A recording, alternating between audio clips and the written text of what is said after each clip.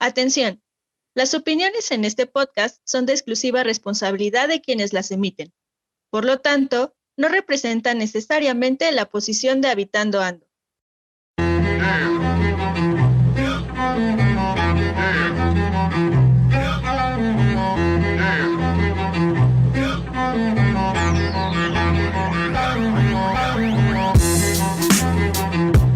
Habitando Ando es un podcast dirigido a todas y todos los habitantes de cualquier lugar que, sin importar el contexto, viven, sienten y piensan el territorio según su andar. Dialogar lo que vivimos, vemos y pensamos es nuestra pasión. Compartirlo es nuestra misión. Ajuste sus audífonos, prepare su café, porque las charlas con el territorio están a punto de suceder.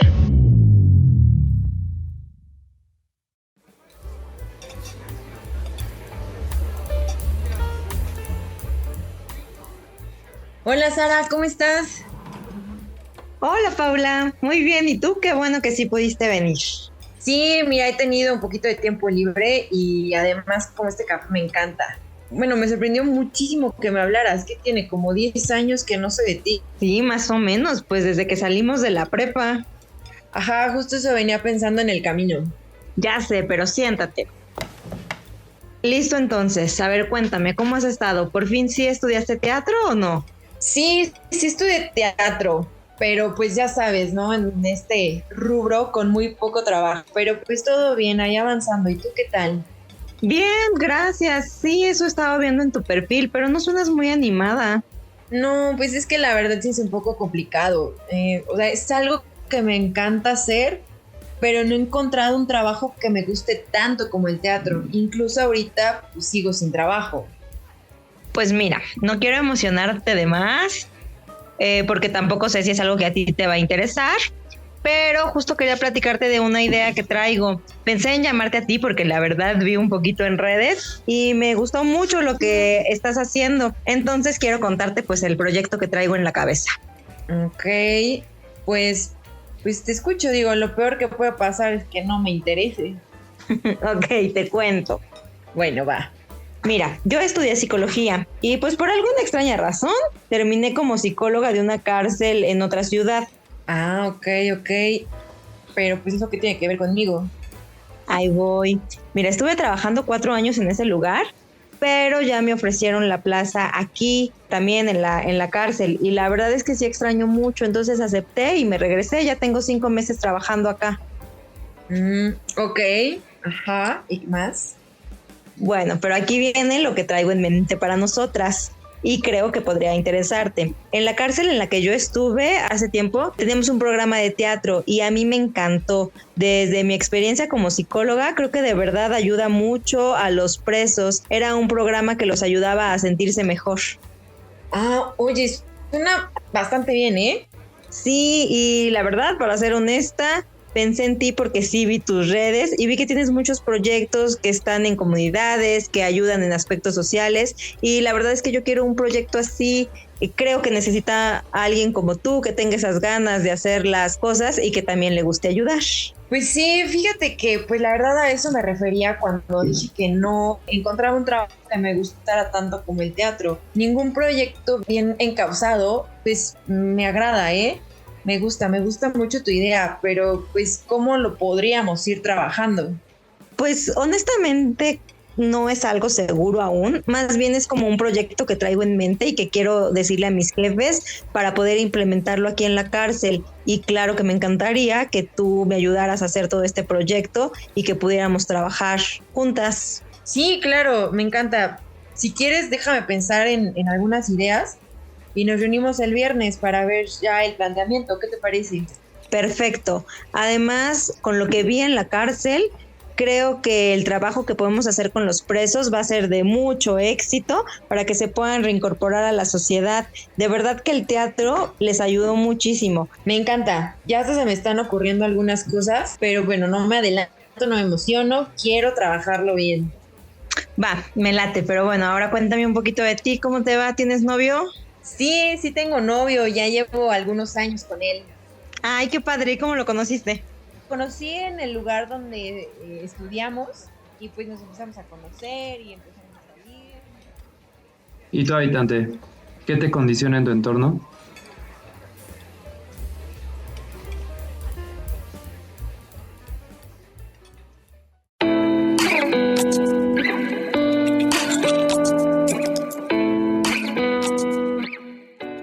Bienvenidos habitantes en esta quinta temporada. Soy Ale Chamorro y en conjunto con Rufo López y claro, nuestra invitada especial, abordaremos por primera vez un tema que está asociado con el arte y con un espacio existente en nuestro territorio que no se pueden imaginar. Entonces, vayan preparando de una vez su café, habitantes, porque la charla se pondrá bastante interesante. Y para no perder la costumbre y cederle el micrófono, te pregunto, Rufo, ¿qué opinas del tema que vamos a abordar? Gracias, Ale. Hola, ¿qué tal, habitantes? Gracias por escucharnos. Como sabemos en nuestro contexto diario, al escuchar la palabra ciudad, sabemos de un espacio abierto, pensado en personas que se mueven de un lugar a otro, realizando actividades recreativas, sociales, entre otras. Pero estoy seguro que ninguno imaginó en las cárceles, que esto también forma parte de nuestras ciudades y que además, dentro de estos espacios se realizan eventos artísticos. Y para saber más de este tema,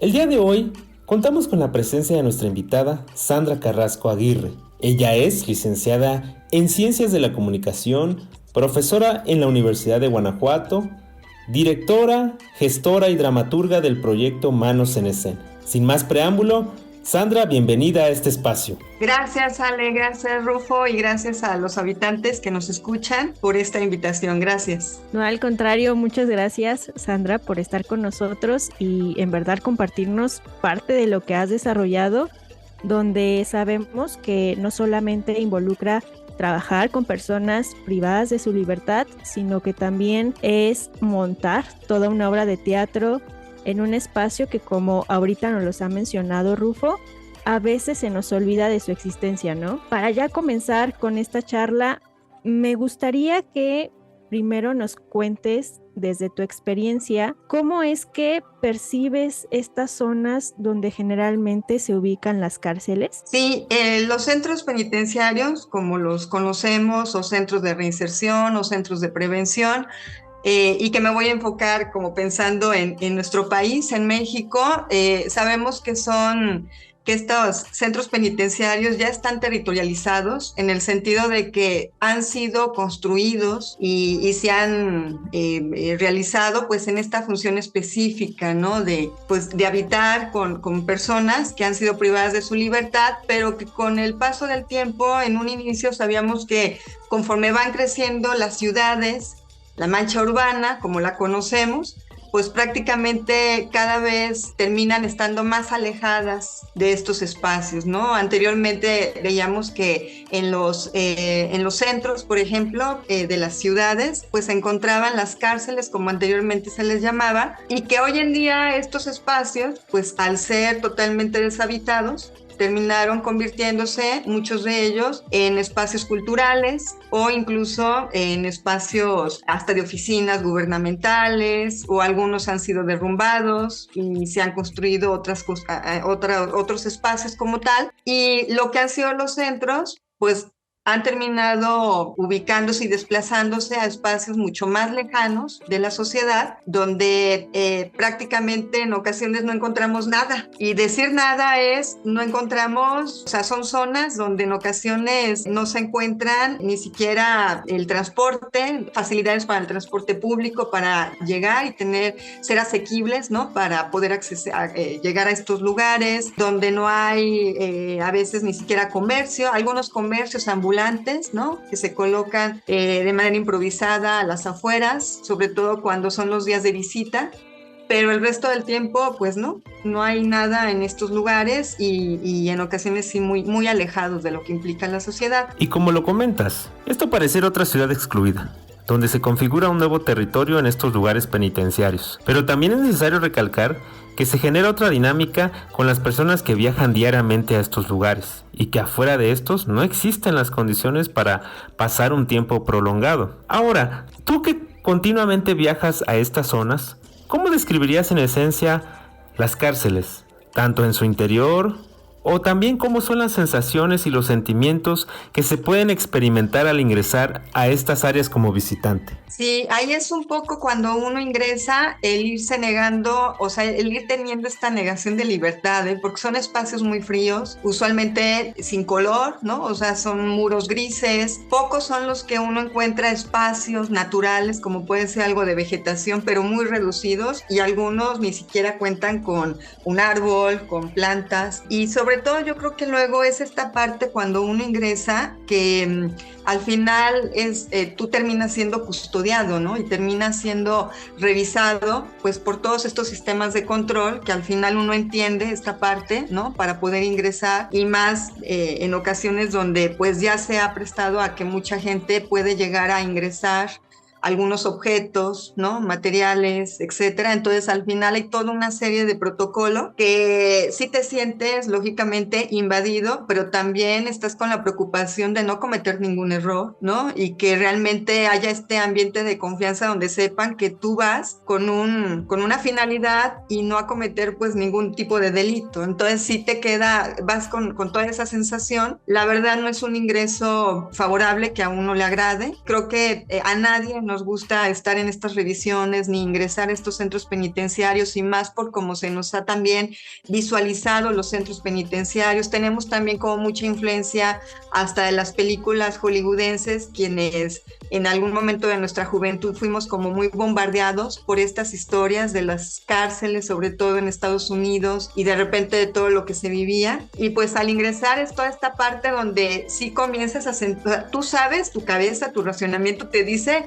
que al concluir tu jornada, pues vas a salir a tu mundo real, a tu libertad hasta cierto punto, pero sí es como ingresar a esta parte donde pareciera que estás siendo también como en esta privación, ¿no? De tu libertad, aunque tu mente te está diciendo que en algunas horas volverás a salir. No, y la verdad no nos imaginamos el impacto psicológico por ver todo este contraste de cómo este tipo de espacios, a pesar de que existen habitantes, personas, pues puedan ser tan fríos, ¿no? Entonces, también yo creo que entendemos ahorita que ya a lo largo de tu carrera, pues sinceramente has trabajado con personas que sí están involucradas en diversas situaciones no legales, y por lo tanto sabemos que posiblemente has planteado tu trabajo de una forma pues muy distinta a la habitual, ¿no? A lo que conocemos o a estas puestas en escena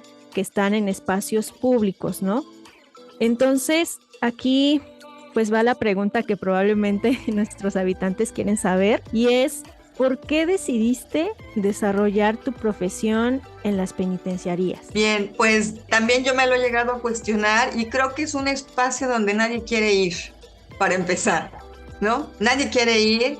Y mi trabajo artístico lo he desarrollado desde muy temprana edad en proyectos sociales y buscando esa incidencia o ese impacto que se pueda generar. Y la verdad es que el llegar a centros penitenciarios sí fue una casualidad. Bueno, más bien fue un momento en donde yo trabajaba en una institución que se llama CASA, que es Centro de Apoyo para Adolescentes en San Miguel de Allende, aquí en el estado de Guanajuato, y la directora dirigía el grupo de teatro, y la directora nos solicita el poder dar talleres y apoyar en la dirección de un montaje en el centro penitenciario. Y fue de esa manera. En mi carrera llegué a prestar el servicio social en el centro penitenciario de la ciudad de León. Sin embargo, era desde el periodismo, realizar boletines, etcétera, y fue hasta CASA que realmente comencé. Y de ahí comencé a tener como algunas invitaciones o propuestas para empezar a trabajar en centros penitenciarios, hasta que pasó el 2019, donde me invitan también a participar, pero en un centro federal que está ubicado en Ocampo, aquí en el estado de Guanajuato, y es un centro federal que se dedica a hacer proyectos para el Festival Internacional Cervantino, y quien inicia es el maestro Jorge Correa. Y bueno, cada año invitaban a diferentes directores, y tuve la fortuna de que me invitaran para dirigir el montaje que se presentó en ese año con la obra Horizontes de la Mancha, que fue una obra sobre el Quijote y Cervantes en esta desde el trabajo, ¿no? Desde cómo se iba realizando. Pero sí, realmente la mayoría, yo cuando he hablado con algunos compañeros y compañeras que trabajan también en penitenciarías, hasta ahorita no he conocido a alguien que me diga, yo quise siempre trabajar en una penitenciaría. Sí, y que posiblemente a la hora de elaborar estos trabajos, a la hora de acercarse a promocionar quién quiere participar, que posiblemente mucha gente pues tenga como la duda, ¿no? O no se familiarice mucho en cómo hacer estas pues, actuaciones o representaciones, ¿no? Y así también creo que, como tú lo acabas de mencionar, todo este trabajo que se realiza en estas áreas de penitenciaría, que creo que también, pues yo creo que ya lo ves como algo habitual, que posiblemente ya no te es difícil, pero creo que en un inicio, pues a lo mejor pudo venir a ti el pensamiento de decir, pues cómo lo hago, ¿no? De qué manera puedo abordarlo, de qué manera me puedo enfrentar a diferentes situaciones. Y aquí yo creo que va otra de las preguntas que puede apoyar más bien a muchos de nuestros oyentes, es que otros casos análogos tú te pudiste guiar o posiblemente de dónde pudiste retomar esta idea de este proyecto que ahora llevas para realizar estas obras teatrales dentro de las prisiones, ¿no? ¿Cuál fue como tu primera base para poder iniciar? Y claro, y las que se han permanecido hasta el día de hoy. Sí, cuando inicié realmente creo que me faltó mucho esa parte de indagar, ¿no? De empezar a buscar.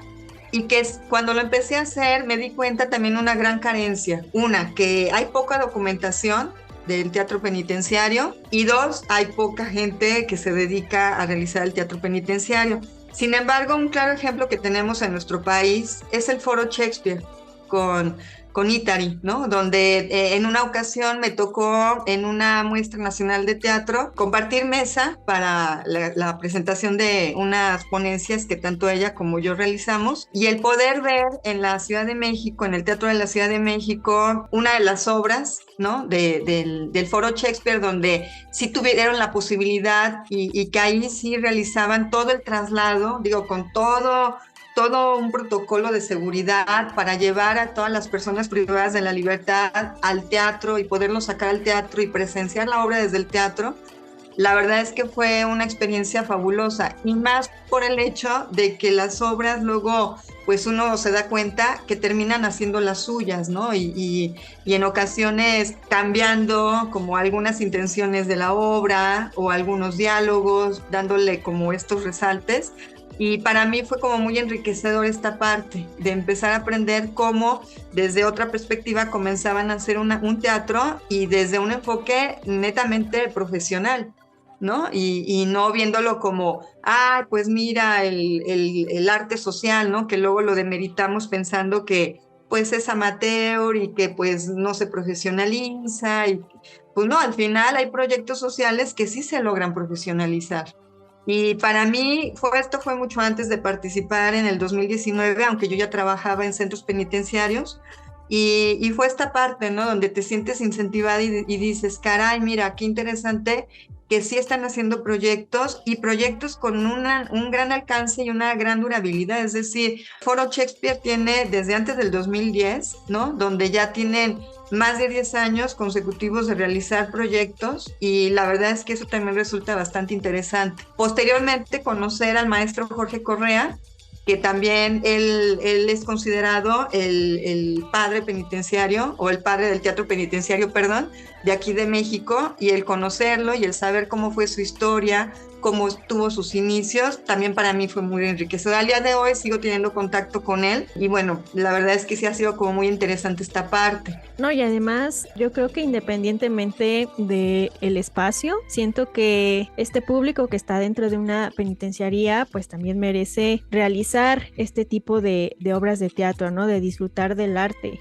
y que incluso también aquí viene un punto importante y que también quisiéramos preguntarte de ¿cómo es que el teatro tiene ciertos beneficios a nivel corporal, mental, para estos individuos que están confinados? Sí, Ale, y fíjate, ahorita que hablas de la palabra confinada, yo recuerdo mucho, digo, en pandemia, ahora que todos lo pasamos, al final estábamos en un confinamiento. Digo, no podemos comparar ante un centro penitenciario porque estábamos en nuestras casas, en un cierto estado de confort, en nuestros espacios. Claro, había espacios muy violentos que a veces no era el espacio más seguro para muchas familias o para muchas personas que pertenecían a las familias, pero al final era un confinamiento y creo que todos y todas las personas, me atrevería a decirlo, llegamos a sufrir o a padecer de cierta manera este confinamiento, ¿no? Y quienes pudieron tener la posibilidad o quienes tenían que salir a la calle por trabajo,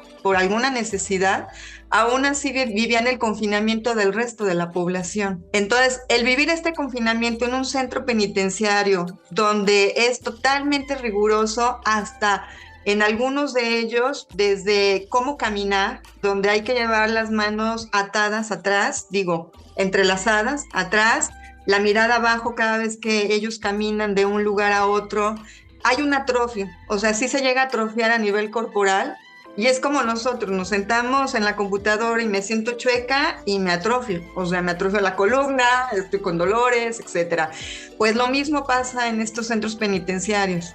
Se llega a atrofiar no solamente el cuerpo, sino también la mente. Y al final el teatro sí ayuda en esto, o sea, sí tiene esta gran posibilidad del poder hacer este juego. Por eso mucho que se le llama el juego teatral, porque al final, cuando hablamos del juego, yo siempre les digo, lamentablemente pensamos que el jugar, como que lo encasillamos mucho a poblaciones infantiles o a poblaciones más jóvenes. Y el juego es algo que luego olvidamos en nuestra adultez.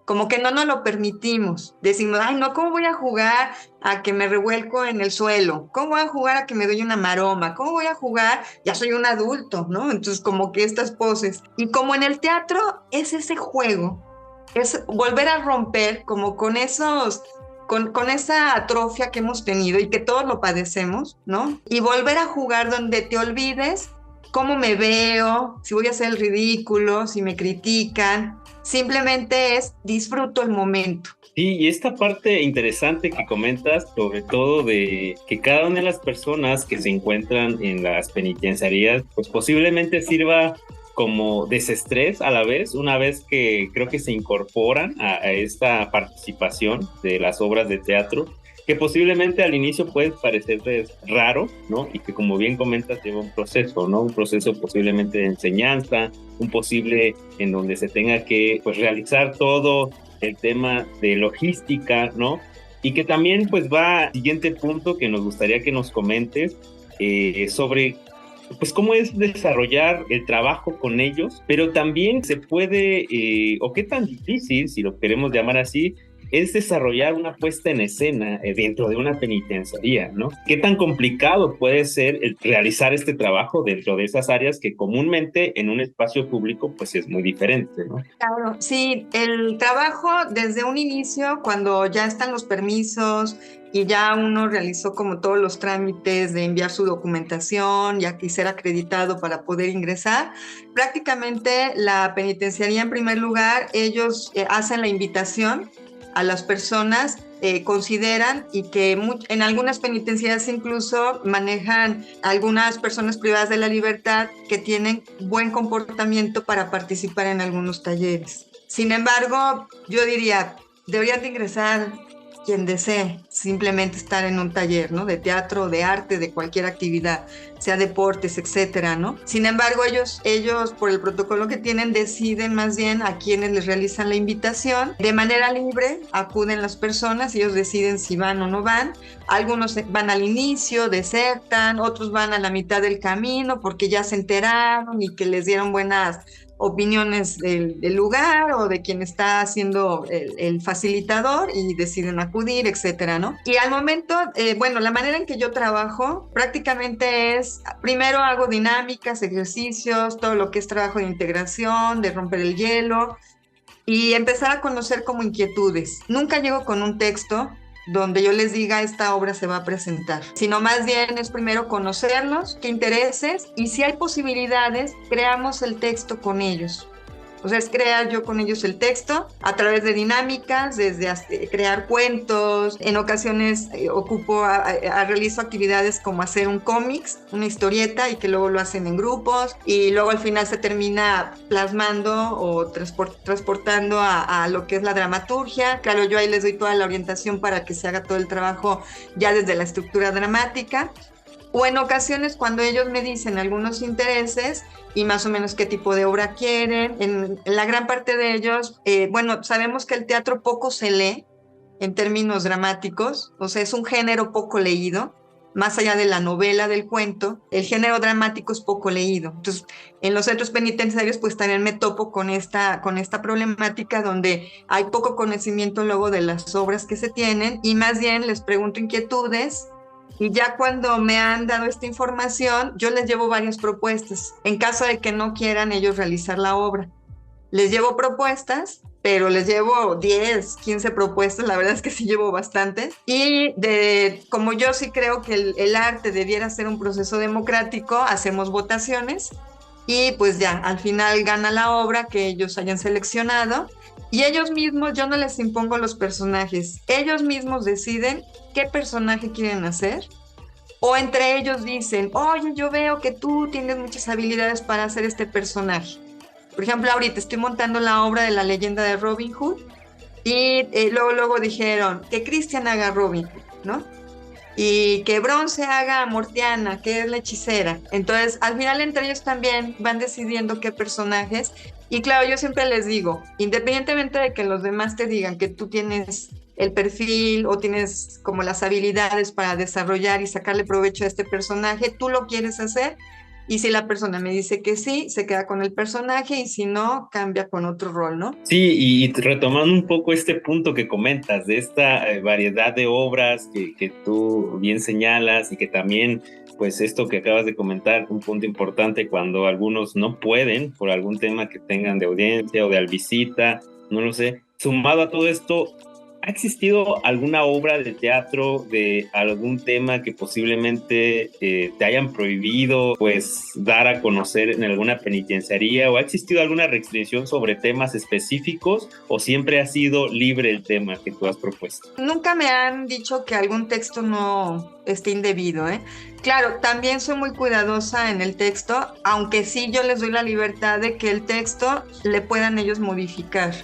Y en ocasiones lo adaptamos a la vida actual, sobre todo por la cuestión de los vestuarios, que luego si es medieval, pues resulta luego muy complejo, y adaptamos. Y en ocasiones ellos desean también hacer voz de su personaje, de su propia vivencia.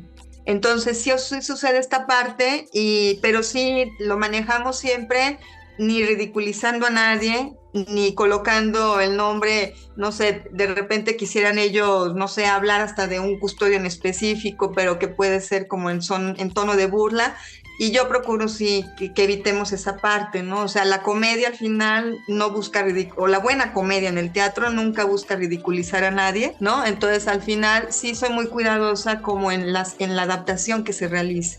No, y aparte acaban de decir algo muy importante, porque pareciera que pues hay muchos elementos, sabemos que hay muchos elementos que deben de estar controlados y sí muy restringidos, y curiosamente ahorita en las puestas en escena pues son procesos muy libres y que incluso pues tienen palabra los presos, ¿no? Que eso es algo que difícilmente se puede generar dentro de estos espacios. Y entonces, hablando justamente de estos procesos, ¿sí consideras que interpretar una puesta en escena, donde en la mayoría de los casos suponemos que interpretan ciertos elementos que vemos en nuestra vida cotidiana al exterior, por así decirlo, puede ser un proceso liberador para los presos? Sí, el teatro es liberador. Te libera incluso en ese momento de pensar que estás confinado. Y no lo digo yo, yo al final sí procuro siempre hacer como una retroalimentación con los participantes, y la mayoría de ellos hablan de esto. También apliqué una encuesta de una tesis doctoral que estoy haciendo, y precisamente también hablaban de esta parte, de que efectivamente los libera, porque ellos me decían, cuando hacemos teatro nos olvidamos que estamos aquí en el centro. Y aparte de que es liberador,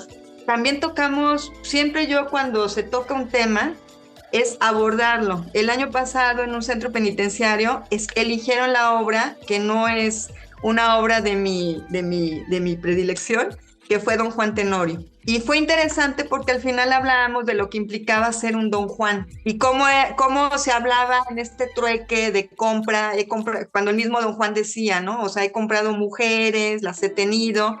Entonces era muy interesante porque analizábamos también esa parte, ¿no? De cómo la mujer, por ejemplo, era visibilizada y sigue siendo visibilizada en algunos espacios, ¿no? Como este elemento y cosificada desde lo sexual, etcétera. Entonces, también no solamente es liberador, sino que también a través del teatro, como sí se tratan temas de la cotidianidad, al final también son momentos donde se pueden hacer trabajos de crítica, de reflexión, y de repente decir, ay, caray, ¿no? Me platicaba a mí un comandante del ejército, ¿no? Que fue comandante del ejército, me dice, Sandra, es que imagínate, yo antes de estar aquí en el centro penitenciario, pues yo daba órdenes, yo decía que se hacía, yo incluso hasta indicaba que quería comer, o sea, todo era a mi servicio y bajo órdenes. Y de repente aquí contigo, pues fue empezar a jugar en el suelo y de repente hasta un momento en que estuve gateando y jugando. Y yo le cuestionaba, bueno, ¿y eras feliz con esta? Porque al final todos hacemos un personaje de nosotros mismos. Entonces le decía yo, bueno, ¿y eras feliz en este personaje que eras todo el tiempo el dar órdenes y el mandar y el decir y el castigar? Porque bueno, sabemos que también tienen que hacer esta labor, ¿no? O sea, donde también se ejerce el castigo en algunos espacios. Y él me decía, no, la verdad es que no era feliz. Le digo, bueno, pues el día de mañana que vuelvas a estar en un espacio libre, pues recuerda todo aquello que te hace feliz, ¿no? Entonces yo creo que también esa es la parte. ¿Qué tanto somos felices? Y no nada más en un centro penitenciario. Los que estamos considerados libres en nuestros espacios públicos, qué tan felices somos con todo lo que hacemos o como somos, y que en ocasiones pues no tenemos tampoco esa liberación, ¿no? Desde nuestra persona. Sobre todo también, como bien nos acabas de explicar, cada uno tiene situaciones diferentes, cada una de las personas que creo que han colaborado en las diferentes obras de teatro, pues externan, ¿no? Su sentir de alguna u otra manera. Y creo que también, pues como nos comentas, muchas vivencias, así como este ejemplo que nos acabas de dar, pues van a tus oídos y que posiblemente se quedan en muchas historias, ¿no? De superación, en muchas historias de transformación también, ¿por qué no? Pero también algo muy importante a todo esto, creo que se liga al tema de la familia, ¿no? Al final son personas que pasaron por estas historias y que también indirectamente se vinculan a sus familiares, ¿no? Y también en todo esto de la obra, o más bien en la elaboración de las obras, pues también la familia creo que juega un rol muy importante. Y en este sentido, tú que tienes más el panorama de ya toda esta experiencia que tienes, ¿cuál consideras que han sido una de las mejores reacciones por parte de los familiares a la hora de ver a un familiar que está preso en una puesta en escena, ¿no? Como tú bien dices, actuando de alguna manera, haciendo algo que posiblemente jamás en su vida pensaron que harían, pero que ahora están ahí, ¿no? Representando alguna obra de teatro. Sí, la verdad es que luego escucho a los familiares cuando estoy ahí en las obras y me pongo o los observo desde sus reacciones, pero luego escucho mucho a los señores y a las señoras cuando me platican qué les dicen sus familias.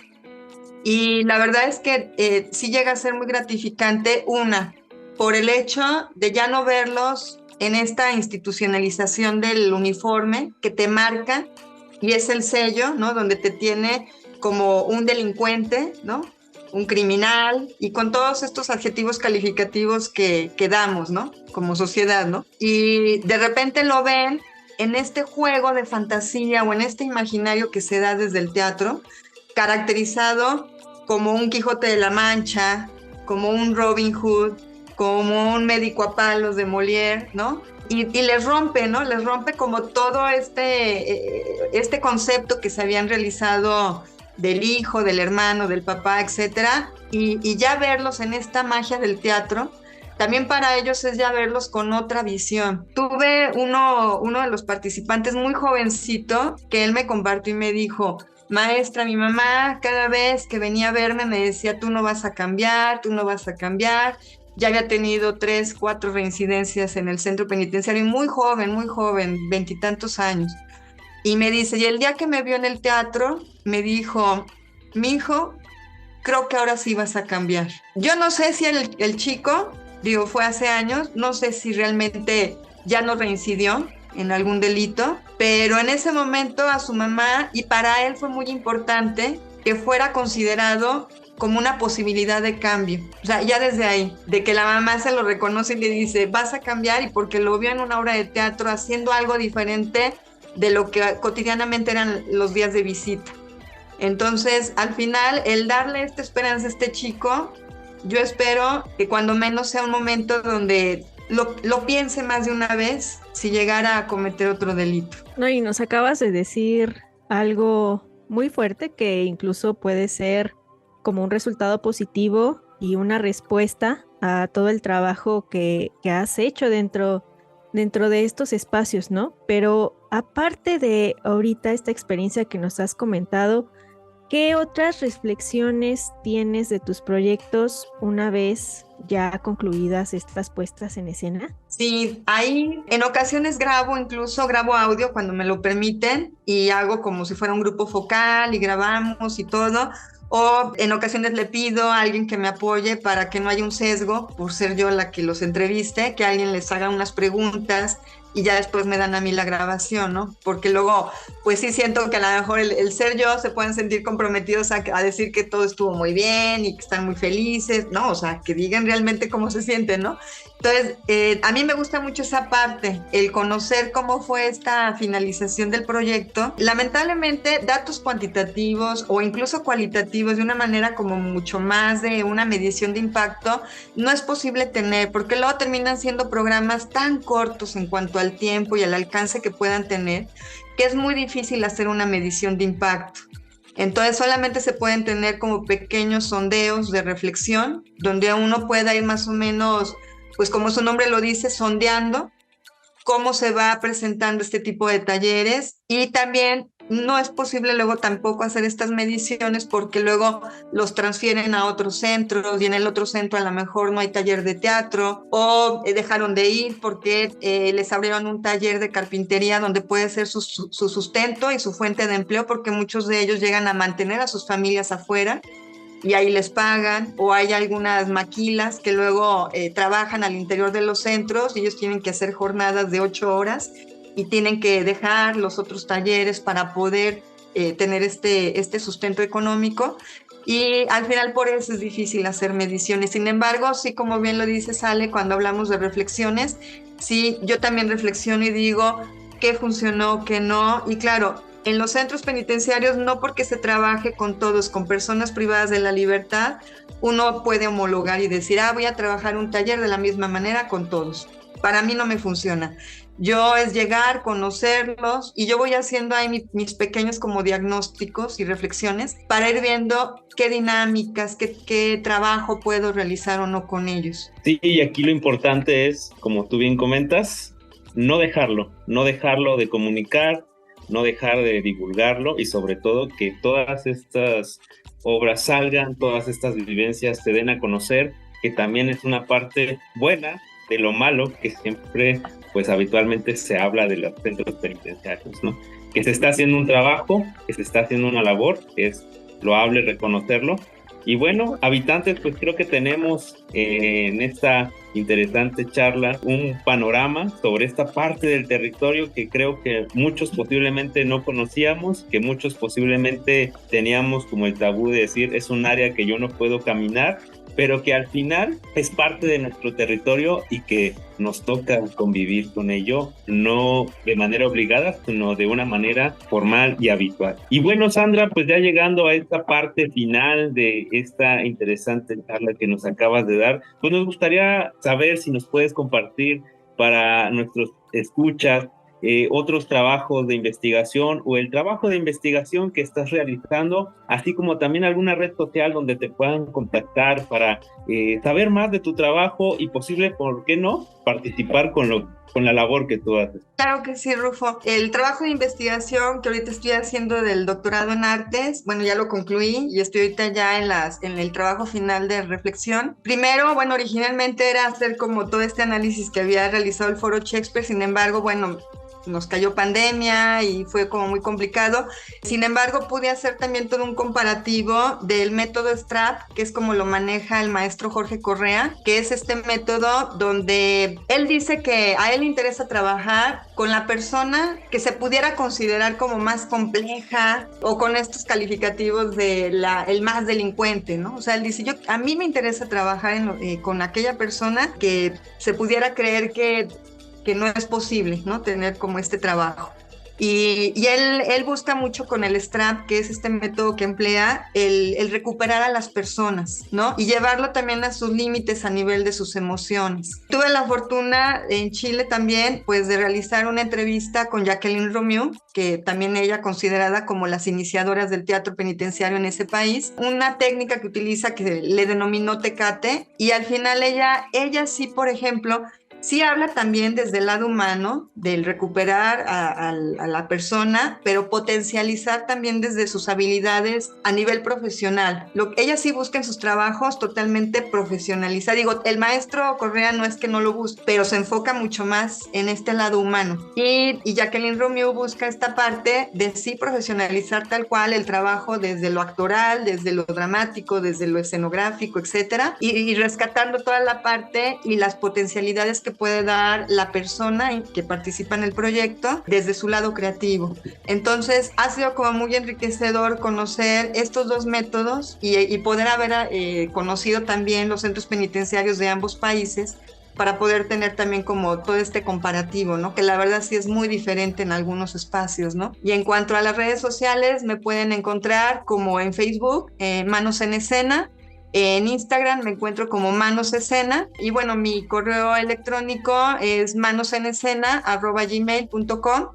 Y claro, yo siempre he dicho, mientras haya personas que se sumen más a estos proyectos, yo creo que podemos hacer como mayores progresos y a pasos muy lentos, pero creo que se puede. Y que sean proyectos que tengan un largo alcance, que sean con larga duración, sobre todo esa parte. Perfecto, muchas gracias, Sandra, nuevamente por acompañarnos. Y habitantes, no se olviden de seguir a nuestra invitada, claro, y tampoco al podcast a través de nuestras redes sociales. Estamos en Instagram como @habitando.ando y en Facebook como Habitando Ando. Si nos escuchan por YouTube, pueden suscribirse al canal, activar la campanita de notificaciones y compartir nuestro contenido. Yo soy Ale Chamorro y me encuentran en Instagram como ale.chvillordo. ¿Y a ti, Rufo? Gracias, a mí me encuentran en Twitter como @rufoloe. Perfecto. Disfruten, conozcamos más las bondades sociales del teatro y vivan su territorio. ¡Nos vemos!